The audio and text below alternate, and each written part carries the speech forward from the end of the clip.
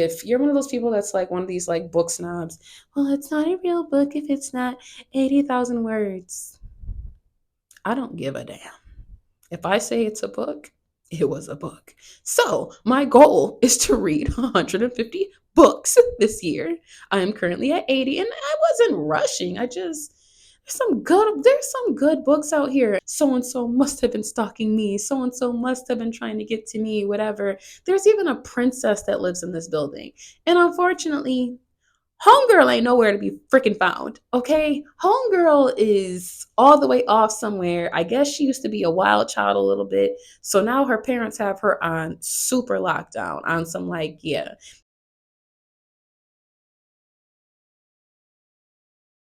Hey everyone, and welcome to my channel. If this is your first time watching a video by me, hello, and go ahead and hit the subscribe button because I drop book reviews twice a week, all right? Every Monday and Thursday now at 8 or 9 a.m., all depending on I don't know how excited I am, but I'm dropping book reviews twice a week at least.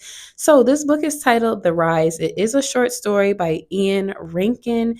It currently has 10,454 reviews. It has a 3.9 rating at this time. It is 86 pages. It's available at Kindle Unlimited as well as the Audible audiobook. So the book summary is in this short thriller from best-selling author Ian Rankin, murder comes to London's most exclusive high rise, and every resident is a suspect. The rise is a gleaming residential tower nearly newly constructed from steel and blackened glass that stands on some of London's most prestigious real estate. Looming imposingly over Hyde Park, only multimillionaires need apply for one of its sumptuous apartments. But when the young night concierge is found murdered in the building's lobby, the elite residents quickly find their gilded lifestyles under unwelcome police scrutiny. Investigating officer D.S. Gish has her work cut out for her. The only suspects, those who live in the building, aren't accustomed to police interrogation, but it seems horribly certain that one of them must be the killer. Could it be the Russian oligarch or the lonely actress? Maybe it's the family of the career criminal, or perhaps it's the building's reclusive developer who lives alone in the penthouse. Obstructed continually by locked doors, governments, both foreign and domestic, and an apparent absence of motive, can D.S. Gish that is a tongue twister. Can D.S. Gish solve this impenetrable mystery and apprehend the murderer before they slip away forever? This book here, okay, I listened to it all in one sitting. It definitely had me guessing at all times who the hell did it. There were so many times where I was like, so was it so and so? You have these people that are so rich. When I say they are not used to being questioned, they're not used to being held accountable. They're not used to you not just letting them get off the hook. They all kind of live with this like godlike complex of themselves, of like the world truly revolves around them. So when something happens, oh my god, so and so must have been stalking me, so and so must have been trying to get to me, whatever. There's even a princess that lives in this building, and unfortunately, Homegirl ain't nowhere to be freaking found. Okay? Homegirl is all the way off somewhere. I guess she used to be a wild child a little bit. So now her parents have her on super lockdown, on some like, yeah, you will be with security at all times. We will be watching you at all times. You're not going anywhere. But the one night that there's a murder that occurs, she's nowhere to be found. So now it's like, well, was it her boo and her parents found out? Is it that the concierge had found out too much and he had to get killed because of it? I started to wonder because one of the residents too, she was the one who recommended this man. There was no background check done. There was no like real interview process done. And I'm like, girl, your husband is like a hitman, basically. Like, your husband's involved in a lot of stuff, and the police really can't get a hold on him, and they've been trying. And it's just a lot of, girl, why did you recommend this man so strongly? Like, you basically harassed building owner to hire this man for security, and he had really no experience. Like, and now he done turned up dead. It's because your husband found out that you was sleeping around and cheating. Like, is that why he's dead? On top of that, there is another body that ends up popping up. There really is no motive at first, and there is someone in the book that, you're thinking they're doing good the whole time. When I say this story had someone that was intentionally leading them astray, this was a true case of who done it, but it was a who done it in the best way. Like, it was a who done it on some. Once the story ended, you were like, my boy, you did all of that. Like, whew, it felt like that that movie Training Day, where dude was like, when Denzel Washington was like, I've been playing this out for months. Like, you playing this shit out for months. This was not some sporadic little thing you came up with. This is something that you done had like cooped up in your mind for a minute, and you damn near almost got away with it. But Scooby Doo Hunter Gish here, she wasn't gonna let you off that easy. Now I thought he was gonna off Gish. I'm not even gonna lie, because Gish was like hitting the nail on, what do you call it? Hitting the nail on the head. It's late at night, y'all. I don't, is that the phrase? I think that is the phrase. Why am I second guessing myself? It's because it's so late. Um, I thought Gish was gonna be a goner, okay? But the person who was responsible didn't, they didn't do my girl in. I thought she was gonna be gone though.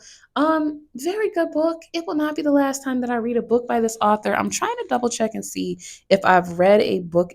This is not even in a series. This was just a book. How did I find this book? I think I just found it. I think it was one of those books where I just randomly got recommended it. I really don't know. I think I stumbled across it on Amazon. I have no clue. I didn't see anyone else reading this book. I thought it was a part of a series collection. So I see a lot of reviews though. People are saying that it was a page turner. You got some people saying not quite what I expected. Someone else I see is saying a little story packing a severe punch. Um, Someone said it was boring and unsatisfying. Then again, they are hiding behind the username of Kindle customer. So we ain't listening to them because this was not boring or unsatisfying. There is someone that said true to life. Someone says enthralling, understated storytelling. I agree. Great short story, nice twist. I agree with all of these things that were said for certain. Definitely agree with it. So if you have not already, go ahead and hit the subscribe button. I'm coming with book reviews, like I said, back to back. These book reviews are already lined up. I'm reading a lot more psychological thrillers, a lot more whodunits, a lot more mysteries. I'm still reading urban fiction, but I've realized I've gotten very comfortable with listening to audiobooks. And I'm not paying Audible for it, no damn membership, along with paying for books as well. I'm sorry, y'all. My funds just aren't set up that way. And I also don't want to go buying no $9, $10 audiobook. And then I realized, like, oh my God, this book was horrible. Like, mm, this book was built like a chili pepper. Like, I don't like it. So I don't know. I'm trying to read more books that are like, I don't even mind like the books that are like AI narrated. I know that's like a taboo thing to say now, like, but I don't give a damn whose voice it is. I just want to listen to an audiobook so that I'm like, when I'm driving, I can listen to the book. I am like a super huge reader right now.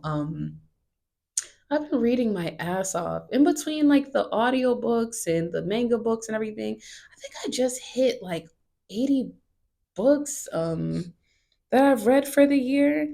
And again, some of these books are all of 29 pages. One of them was 400 pages, and that was because I really rock with the author, okay? I don't typically read or listen to 400-page books because I'm never that emotionally invested, and I typically don't give a damn that much to read a book that long. Let me see. I am at 80 books total.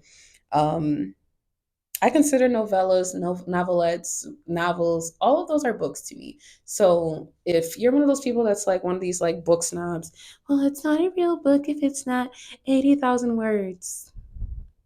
I don't give a damn.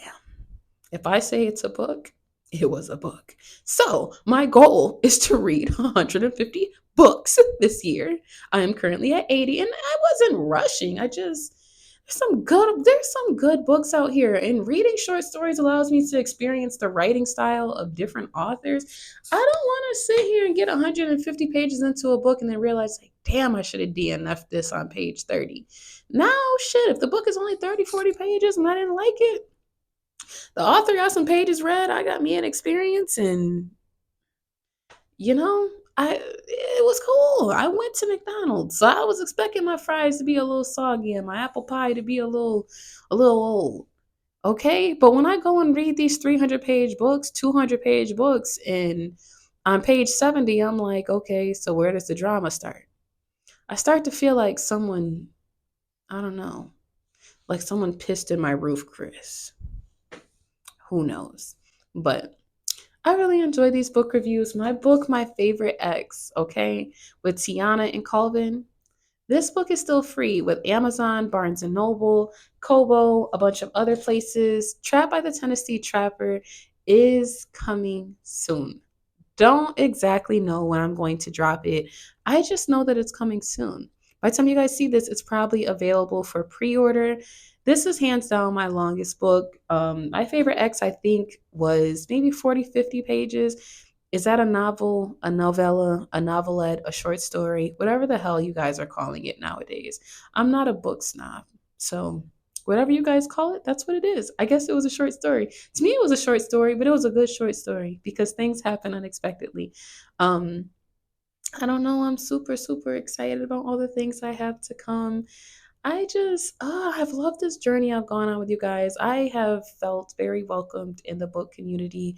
I felt very welcomed on BookTube, Book Talk, Bookstagram, all these bookish places. I'm really feeling like, it's just a great place. Maybe because I'm not caught up in the drama. I'm not keeping tabs on who was beefing with who wrote an expose on who.